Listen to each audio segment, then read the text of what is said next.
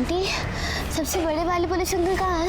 अंदर है बेटा, लेकिन क्या हुआ मुझे बताओ। नहीं, मुझे उनसे ही बात करनी, वो अंदर ही है ना? मुझे बताओ बेटा, मैं हेल्प करूँ। नहीं। अरे रुको। सर बस बस, ऐसा कितनी चटनी लगाएंगे, तीखा हो जाएगा। आप तो मिर्ची भी खाते हो साथ में। अरे तीखे में ही तो मजा है ना मोरे। लो लो लो, तुम भी मिर्ची खाओ, लो लो। माला माफ करा, मैं इसमें खुश हूँ।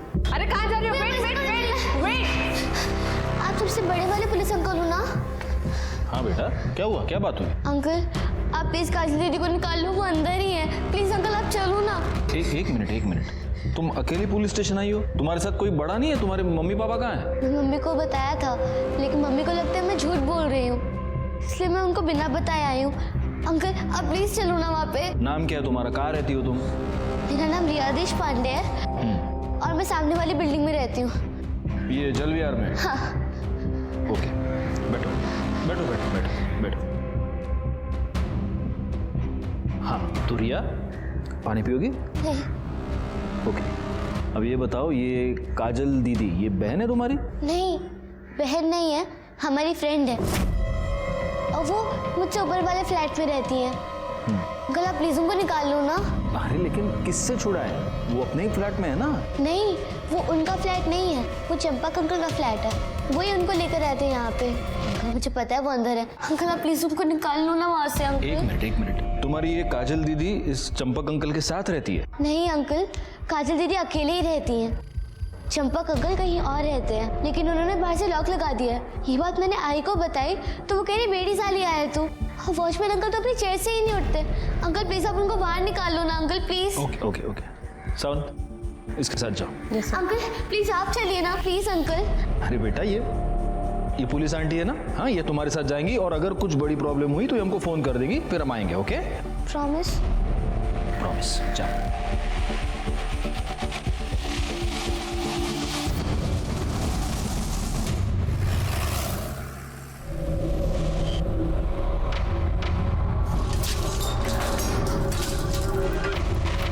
बेटा यहाँ तो ताला लगा है, कोई नहीं है अंदर। आंटी है अंदर, काजल दीदी है। आप लॉक तो खोलिए, मुझे पता है वो अंदर ही होंगी। बेटा, हम ऐसे किसी के घर का ताला नहीं खोल सकते। आप मेरी बात सुनिए ना प्लीज, वो सच्ची में अंदर है, मुझे पता है।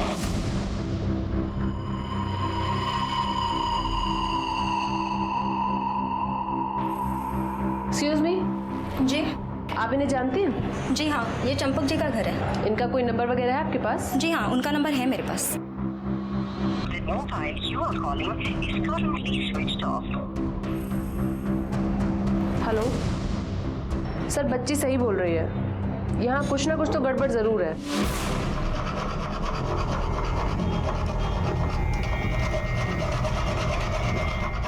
मम्मी, इतनी कंडीशन में कहाँ से आ रही है? कुछ नहीं बेटा।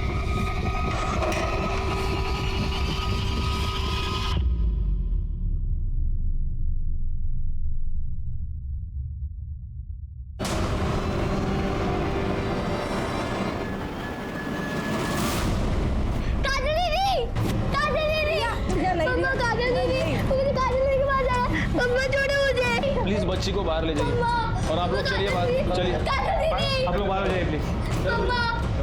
मोरे, पूरा घर ठीक से चेक कर लो। ओ सर, खड़े।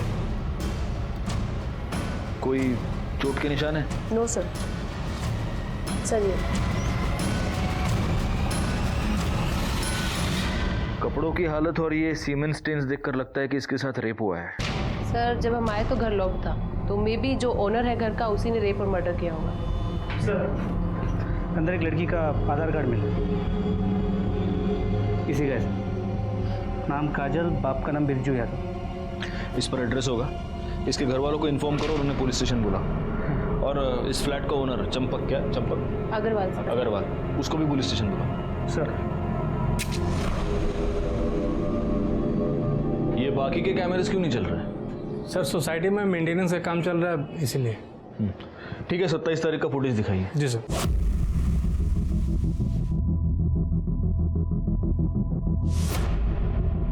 सर, सोसाइटी में पहले से सबको इन्फॉर्म कर दिया गया था कि 27 तारीख को मेंटेनेंस के चलते दिन में 2:30 से 5:30 के बीच लाइट नहीं रहेगी, लेकिन सर काम जल्दी पूरा हो गया तो लाइट 3:30 बजे आ गई। नहीं, इसका मतलब 27 तारीख का 2:30 से 3:30, इसे 1 घंटे का फुटेज ही हमारे पास नहीं है। नहीं सर। हाँ। ठीक है मोरे, बाकी का फुटेज जल्दी से जल्दी कलेक्ट करो।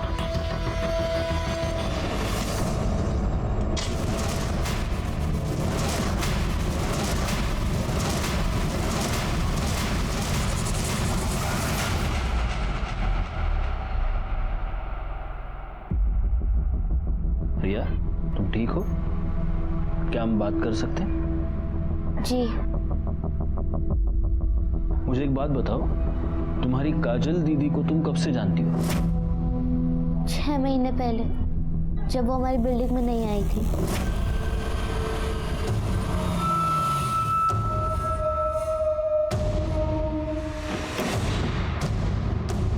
काजल, उतरो काजल।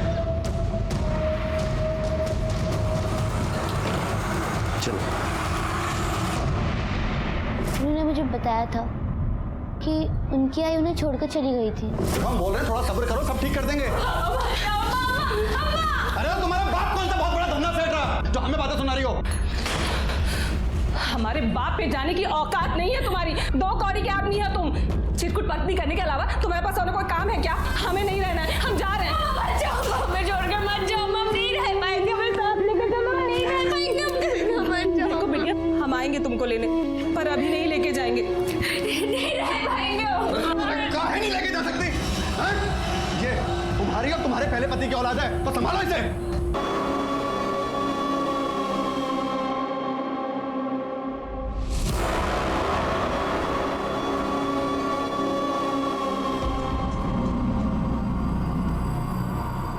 काजल, काजल,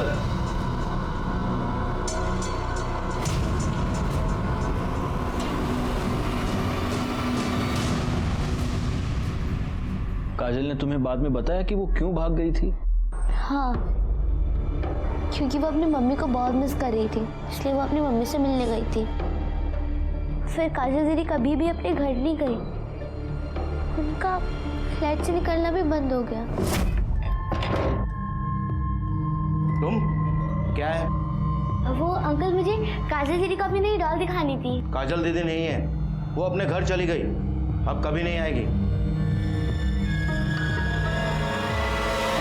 मुझे पता था अंकल, वो अंदर ही थी। मैंने उनसे बहुत बार बात करने की कोशिश की, मगर डोर लॉक था, मगर अंदर से आवाज आ रही थी। इसने ये सब मुझे बताया, पर मुझे लगा झूठ बोल रही है। बच्ची है, मिस कर रही होगी, इसलिए कहानियां बना रही है। मैं झूठ नहीं बोल रही थी, मैं सच बोल रही थी। अंकल, अगले दिन मैंने उनकी विंडो पे देखा कि काजल दीदी की कुर्ती लटक रही थी, जो पहले नहीं थी। ये बात मैंने मम्मी और वॉचमैन अंकल को बताया। जब उन्होंने मेरी बात नहीं सुनी, तो मैं आपके पास आई। तुमने बिल्कुल सही किया। देखो बेटा, मैं तुम्हारी काजल दीदी को वापस नहीं ला सकता, लेकिन जिसने भी उसके साथ ये किया है उसे सजा जरूर दिलवा सकता हूँ। क्यों चला है ना? अरे नहीं सर, सर मेरी बात मानिए सर, मैंने कुछ नहीं किया सर, प्लीज। वो सब हम थाने में बैठ के बात करेंगे। सर मेरी बात मानिए सर। अरे सर, मैंने यकीन किए सर, मैंने कुछ नहीं किया सर, प्लीज मेरा। आपने कुछ नहीं किया? नहीं सर। फिर फोन बंद क्यों था आपका? सर वो मैं पनवेल गया था, तो मैं चार्जर घर पे भूल गया था, तो फोन की बैटरी डाउन हो गई थी सर। सर सच्ची सर मेरी बात। आप चुप रहिए। सर सर मैंने कुछ नहीं किया सर, बाकी बातें बात थाने में मानिए करते हैं, सर। अरे sir sir sir please sir.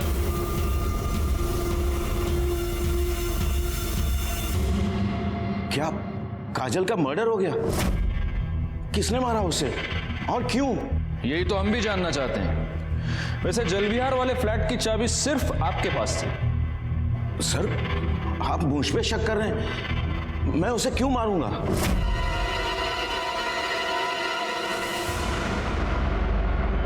वाह बिरजू, बिना पैसे दिए ही जा रहा है। चंपल सेठ आप? अरे काहे का सेठ? जिसके तेरे जैसे कर्जदार हो उसे कंगाल होने में ज्यादा समय नहीं लगेगा। देख, पहले मेरे 8 लाख रुपया वापस कर, फिर यहां से हिलने की सोचना, क्योंकि बिना पैसे मैं तुझे मरने भी नहीं दूंगा। सेठ जी हम तो बस नई जगह नया काम ढूंढ रहे हैं सेठ जी, ताकि 2 पैसे कमा के आपकी उधारी चुका सके। सेठ जी थोड़ी मोहलत है ना। मोहलत? अरे बहुत दे दी मोहलत और बहुत कर लिया विश्वास। देख, अब या तो तू मेरे पैसे वापस दे दे या कोई गारंटी। हम तो पहले से ही सब कुछ गिरवी रख चुके हैं सेठ जी।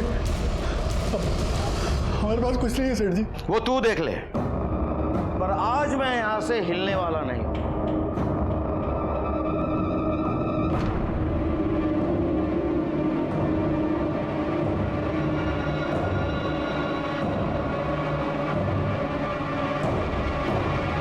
सेठ जी और तो कुछ है नहीं मेरे पास सेठ जी। सेठ जी आप इसे गिरवी रख लीजिए सेठ जी, आपकी गारंटी हो जाएगी और हम कहीं भागेंगे भी नहीं सेठ जी। सर, काजल को रखना मेरी मजबूरी थी, वरना मैं उस बिरजू को पूरे यूपी बिहार में कहां ढूंढता फिरता। तो काजल पर जबरदस्ती करना, उसका रेप करना, ये भी आपकी मजबूरी थी। क्या सर? रेप? जबरदस्ती? नहीं नहीं सर, रेप तो क्या, मैंने उसके साथ ऊंची आवाज में बात तक नहीं की। करड़े सर, इनका सीमेंट सैंपल टेस्टिंग के लिए भेज दो और काजल के कपड़ों पर जो सीमेंट मिला उसे मैच करके देखो और इनसे उस बिरजू का मोबाइल नंबर ले लो। ओके सर, चलिए। सर एक बात समझ में नहीं आई, जिस तरह इस चंपक ने काजल को भागने से पहले रखा था, वो आराम से सोसाइटी में नीचे जा सकती थी। इनफैक्ट रिया के साथ खेलती भी थी। मतलब चंपक ने उसे पूरी तरह बंधक बना के नहीं रखा था। ये बात तो मेरे भी समझ में नहीं आ रही है, वो वहां पर मजबूरी के मारे रह रही थी या डर के मारे? हाँ करड़े बोला। बिरजू घर में नहीं है और उसके घर को ताला लगा हुआ है। एक काम करो, तुम और तुम्हारे साथ एक और कांस्टेबल वहां पर तैनात रहो सिविल में, और जैसे ही वो आए उसको उठा लो। सर। अरे इस बिरजू की मोबाइल लोकेशन निकालो और लोकेट करो कि आखिर वो है कहां पर। लोग बड़े अजीब हो गए हैं मोरे। ये रिया जैसी छोटी बच्ची काजल को ढूंढते ढूंढते यहां तक आ जाती है, अभी भी उसे न्याय दिलवाना चाहती है, और बड़ों को कुछ पड़ी ही नहीं है। काश ये बड़े इन बच्चों से कुछ सीख पाते। सर, काजल का पोस्टमार्टम रिपोर्ट।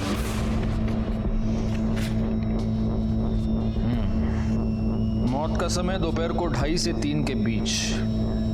मौत गला दबाने की वजह से हुई है और मौत से ठीक पहले उस पर रेप किया गया है। वो तो उसके कपड़ों की हालत से क्लियर था सर। एक और बात है मोरे, जब काजल की मौत हुई तब वो 2 महीने की प्रेग्नेंट थी।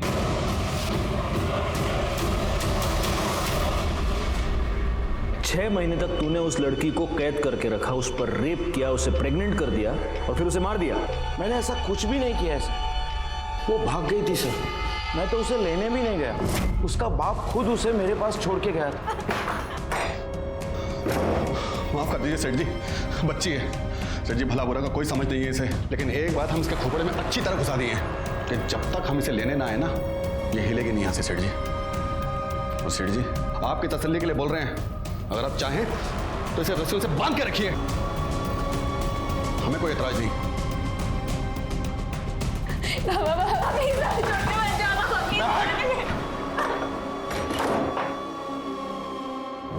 सर, काजल के कपड़ों पे मिले सीमेंट स्टेन्स इसके सीमेंट से मैच नहीं करते।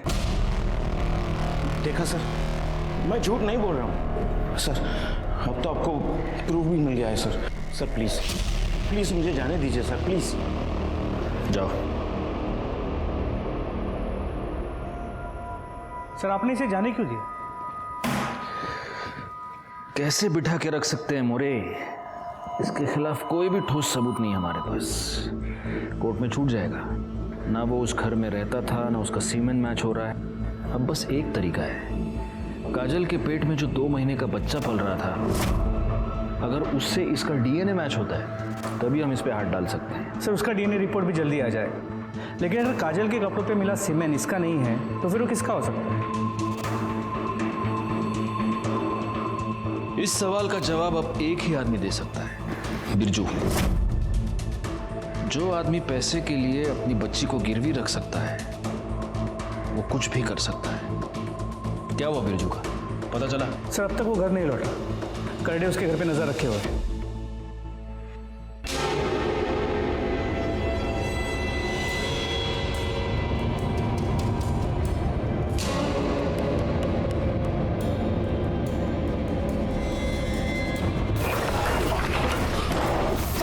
भागने की इतनी भी क्या जल्दी है? पहले बड़े साहब को तो मिल।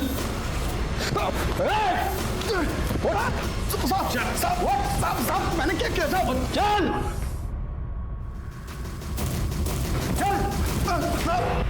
सौतेला बाप होने का बहुत अच्छा फर्ज निभाया तुम। साहब हम सौतेले से ही मगर सगे से भी ज्यादा प्यार किए हैं उसको। उसकी माँ के जाने के बाद भी हम ही देखभाल किए थे साहब उसकी। हाँ हम जानते हैं कैसे देखभाल किया तूने। चल ये बता 27 तारीख को दिन में कहाँ था तू? साहब हमेशा की तरह काम की खोज में इधर उधर भटक रहे थे साहब। तो तेरे को जब काम नहीं मिलता तो तू चोरों की तरह अपने ही घर में घुस के आते, या आज कुछ स्पेशल था तेरा? हाँ बैंक वालों का और चंपक सेठ का कर्जा सर पे चढ़ गया था साहब। बैंक वालों ने तो एक दो बार हमको पिटवाया भी साहब। हमारी फिराक में रहते हैं, इसीलिए हमको अपने घर में चोरों की तरह जाना पड़ता है साहब। और तेरी बीवी ए सोना किधर है वो? अरे काहे की बीवी साहब, वो तो हमें बता दो कि काजल कहाँ है। पहली बार पूछा या आखिरी बार? हमने कहा हमें नहीं पता काजल कहाँ है। हम बोले थे कि बता दो, पर तुम नहीं बताए। अब बताओ। क्या बे, कहाँ है मेरी बिटिया? चंपक सेठ के पास।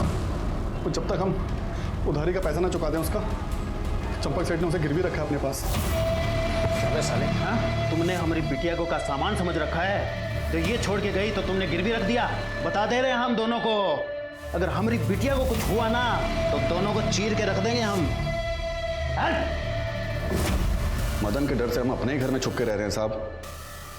और वो चंपक सेठ साहब बिना पैसे दिए वो काजल को नहीं छोड़ेगा साहब। हमारे लिए तो इधर कुआं उधर खाई है साहब। क्या करें हम? अब अगर तूने उसके पैसे दे भी दिए तो भी काजल तेरे पास वापस नहीं आ सकती, क्योंकि वो मर चुकी है।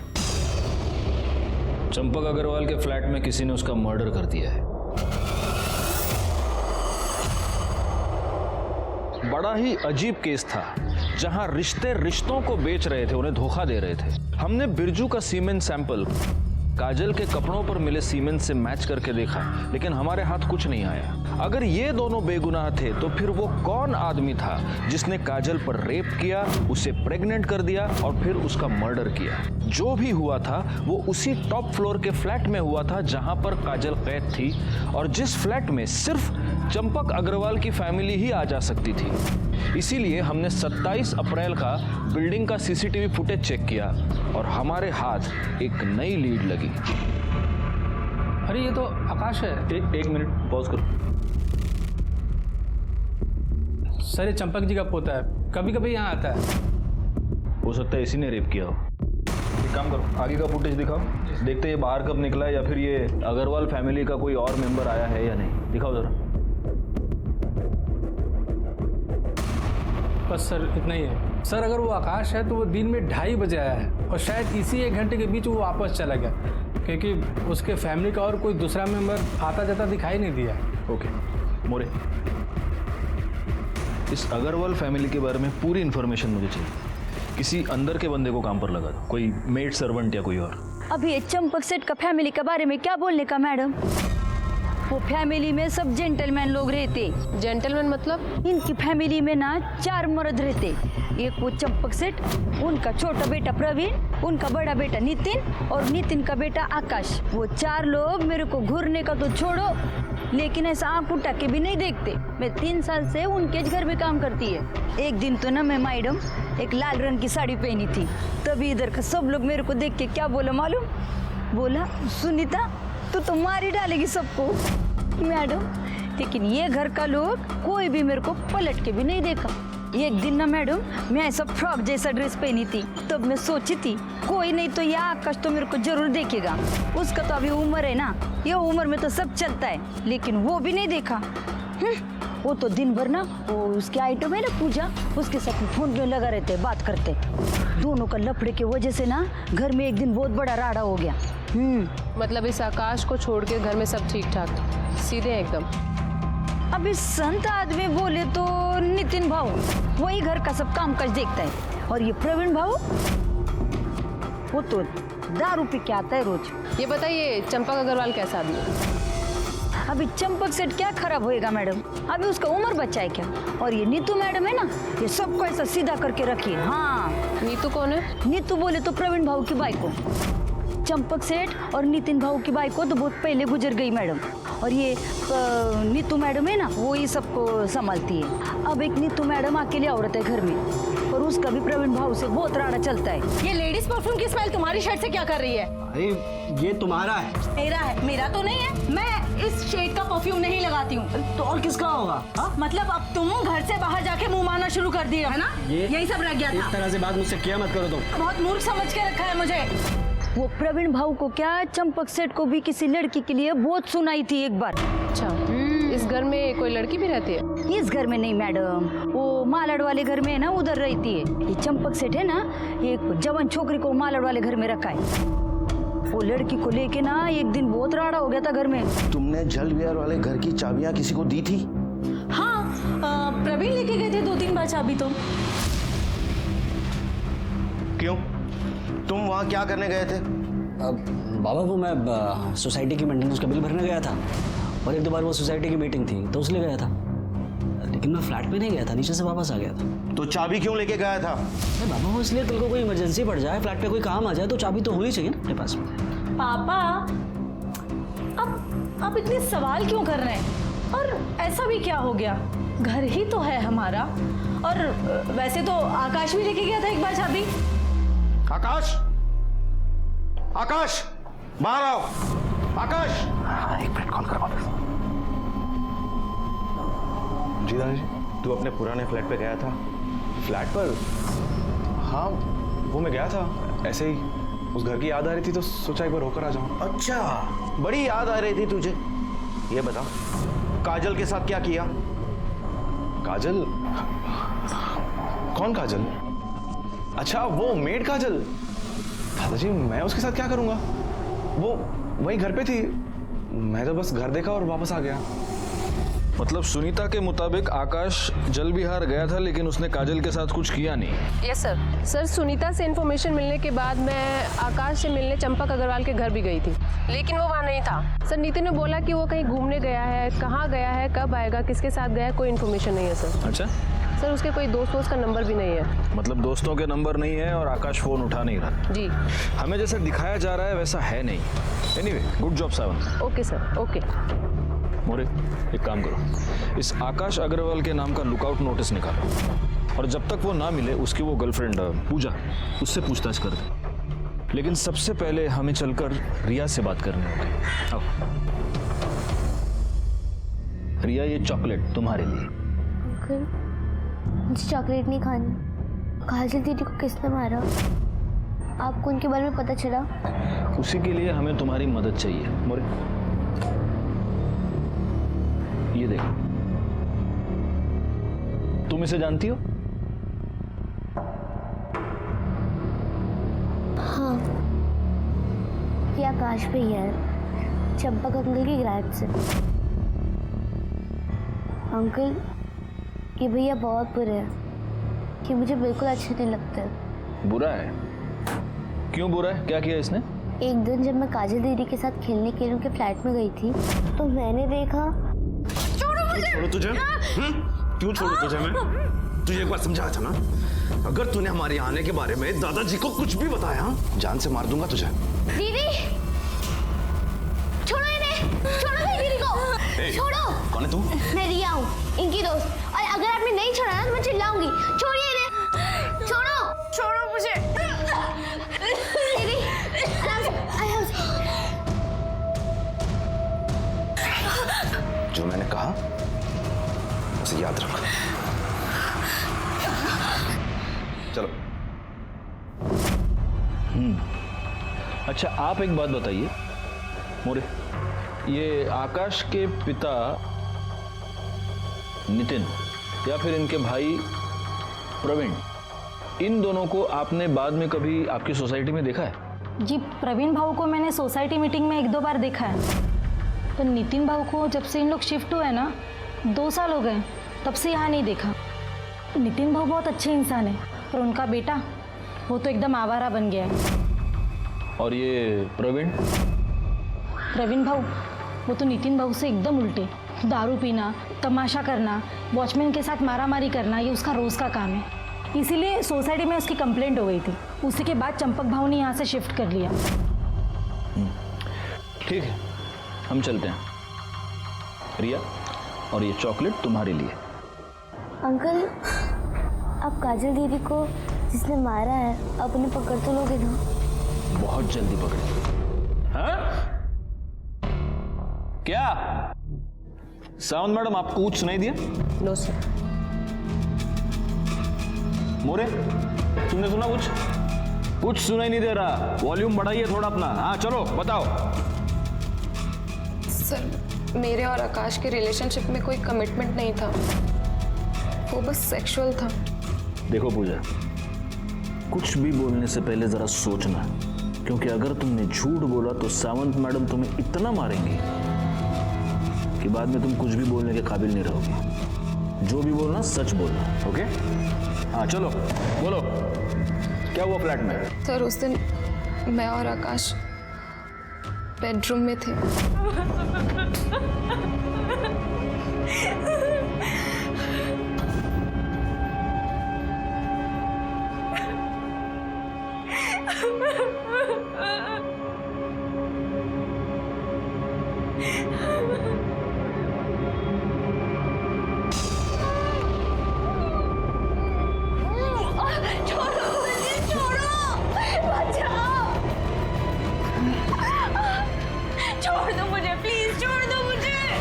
शर्म नहीं आई तुझे?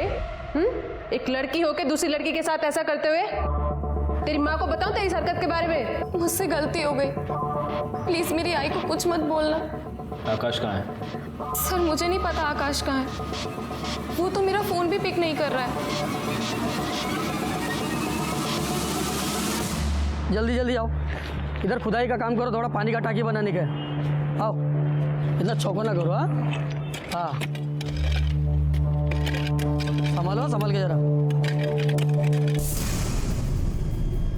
अरे ये क्या है? हटो, पीछे हटो।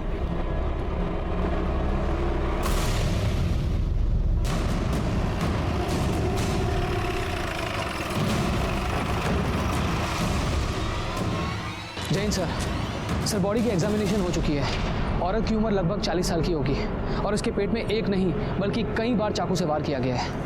सर, बॉडी की हालत देखकर यही लग रहा है कि इसकी मौत कम से कम 2 से 3 दिन पहले हुई होगी। सावंत, बॉडी को पोस्टमार्टम के लिए भेज दो। कर दे, बगा जरा आसपास कर। सर, ये तो काजल की माँ सोना है। क्या? हाँ सर, इसका मैंने फोटो बिरजू के घर पे देखा था। सोना का मर्डर हमारे लिए बहुत ही शॉकिंग था, और शॉक के साथ साथ ये मर्डर हमारे लिए एक डाउट भी लेकर आया था कि क्या इन दोनों माँ बेटी के मर्डर्स का आपस में कोई कनेक्शन था, और अगर था तो क्या था। फॉरेंसिक रिपोर्ट के मुताबिक चंपक अग्रवाल के फ्लैट के दरवाजे पर रिया, काजल, चंपक और आकाश के अलावा 3 और लोगों के फिंगरप्रिंट्स मिले थे। इसका मतलब वहां पर कोई और भी आया था। फॉरेंसिक रिपोर्ट के बाद हमने सीसीटीवी फुटेज चेक किया, जिसमें से एक नया सच सामने आया जो चंपक के बेटे प्रवीण से जुड़ा हुआ था। सर, ये आप मुझे क्यों दिखा रहे हैं? इसलिए दिखा रहे क्योंकि तूने ये कहा था कि तू जल विहार वाले फ्लैट पर कभी गया ही नहीं। जी, लेकिन काजल के मर्डर से 1 हफ्ते पहले यानी 20 तारीख को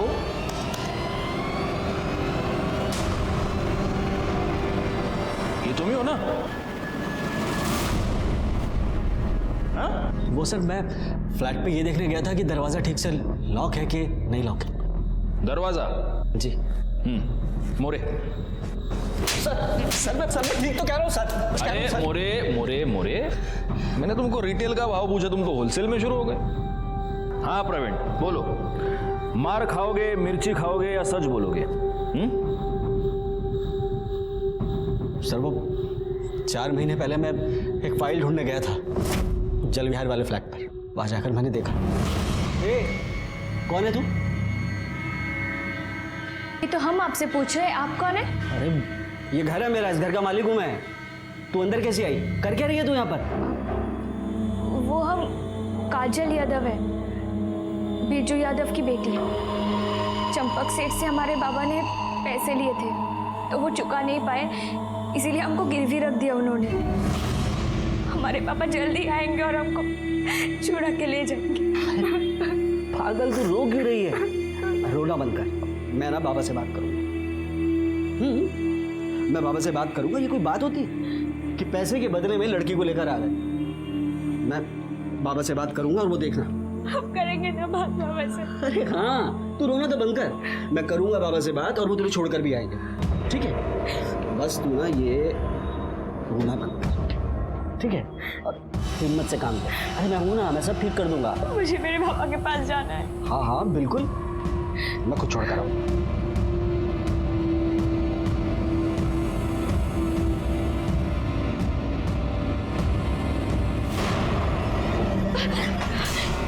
क्या कर रही है तू?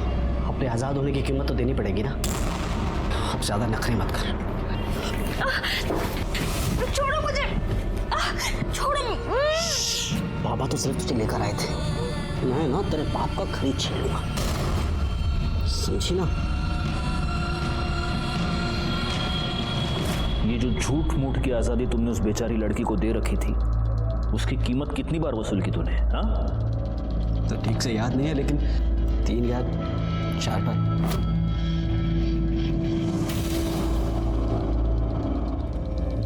आखिरी बार कब गए थे? 1 हफ्ते पहले। साले, तुझे जो चाहिए था वो सब कुछ तुझे मिल रहा था, तो उसको मार क्यों दिया? सर मैंने काजल को नहीं मारा सर, मैं कसम खाकर कहता हूं मैंने उसका खून नहीं किया। करड़े, इसका सीमेंट सैंपल टेस्टिंग के लिए भेज दो। काजल के कपड़ों पर जो सीमेंट मिला उससे मैच करके देखो। लेके जाओ इसको। सर चल। और सुने प्रवीण, तेरा टेस्ट नेगेटिव भी आया ना तो रेप केस के चार्ज में तो अंदर कर ही दूंगा तेरे को। मेरी बात सुन। चल रहे, मेरी बात तो सुनिए आप। अरे सर आकाश ने अभी पूजा को कॉल किया था, हमने उसकी लोकेशन ट्रेस कर ली है। कहाँ पे? न्यू पनवेल में।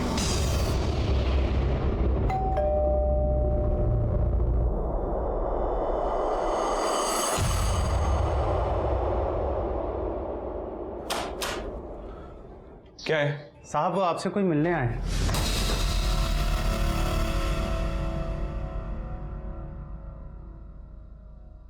काजल पर कितनी बार रेप किया तूने? 2 बार सर। एक बार पूजा के साथ, दूसरी बार लास्ट मंथ।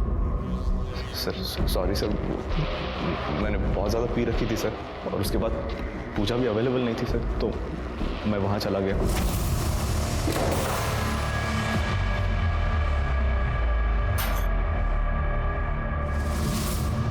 अब क्यों आए हो यहाँ पे?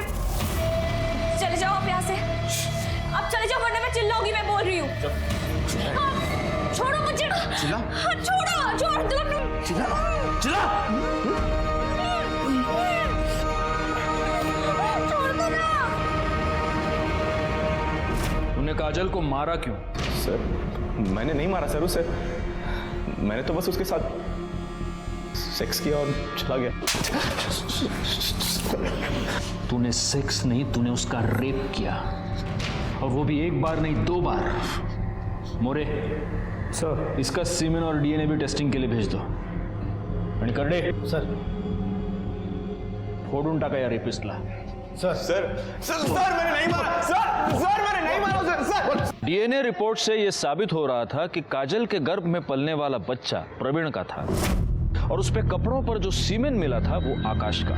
इससे ये साफ था कि प्रवीण ने काजल को प्रेग्नेंट किया था और मरने से पहले आकाश ने काजल का रेप किया था। लेकिन अभी भी ये साफ तौर पे साबित नहीं हो पा रहा था कि काजल का मर्डर किसने किया, क्योंकि आकाश का अब भी ये कहना था कि उसने काजल को नहीं मारा। दूसरी तरफ सोना की पीएम रिपोर्ट से ये साफ था कि उसकी मौत पेट में चाकू मारने की वजह से हुई थी, और तभी सोना की सीडीआर डिटेल्स हमारे सामने आई। सर सोना की कॉल रिकॉर्ड के मुताबिक वो एक शंकर राय नाम के आदमी के साथ रेगुलर टच में थी। ये शंकर राय एक हिस्ट्री शीटर है जो चोरी के लिए जेल जा चुका है। ये शंकर राय फिलहाल एक पप्पू नाम के आदमी के साथ रहता है जो चाबी बनाने का काम करता है। अब सर सबसे इंटरेस्टिंग बात यह है कि 27 अप्रैल को दोपहर 3:37 पे ये शंकर और पप्पू जल विहार बिल्डिंग के सीसीटीवी फुटेज में देखे गए, सोसाइटी से बाहर निकल रहे हो 3:37 पे। यानी काजल के मर्डर के बाद उठा लो दोनों को।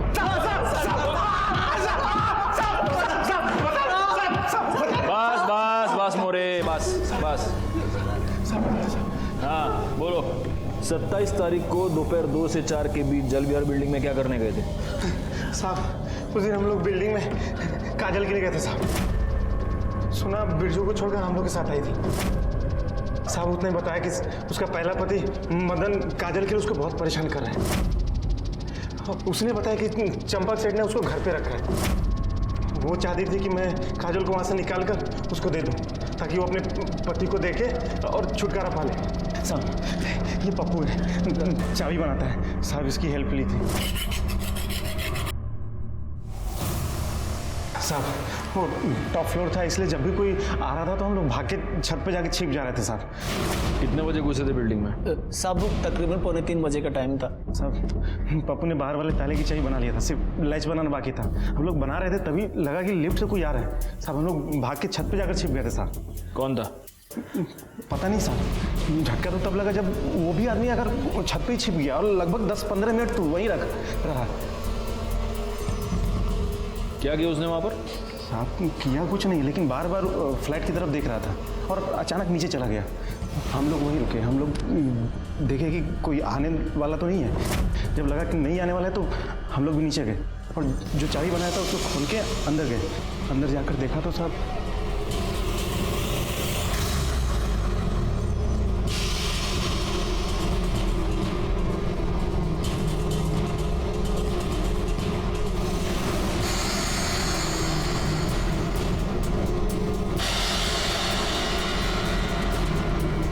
ये तो मरी हुई है। यार देख, ये कोई बड़ा लोचा लगता है।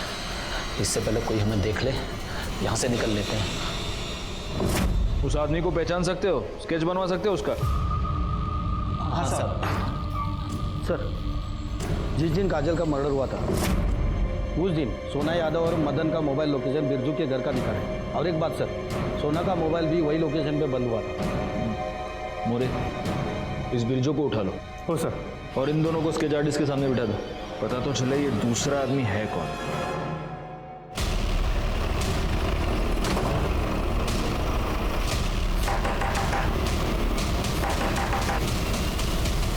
साहब आप लोग, आपका क्या हमने साहब? सोना को क्यों मारा? साहब मारा नहीं है साहब, सिर्फ ठिकाने लगाया था। मतलब? उस रात जब हम घर आए तो देखा दरवाजा खुला हुआ था। सोना, ये सब क्या हुआ? क्या हुआ सोना?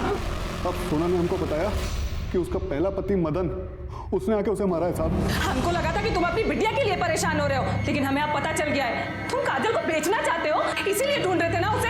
हम अभी जाके पुलिस को तुम्हारे बारे में सब कुछ बता देंगे। सोना मर चुकी थी साहब, और हमारे हाथ में चाकू और कपड़ों पे लगा खून देखकर हम समझ गए थे साहब, कोई भी हमारी बात का यकीन नहीं करेगा कि हमने सोना को नहीं मारा साहब। इसीलिए सोना को ठिकाने लगाने का ठान लिया हम साहब। चाकू साफ किया, सोना का मोबाइल स्विच ऑफ किया और लाश को कंस्ट्रक्शन साइट के पास जाकर दफना दिया साहब। और हमने अपने कपड़े भी जला दिए और दूर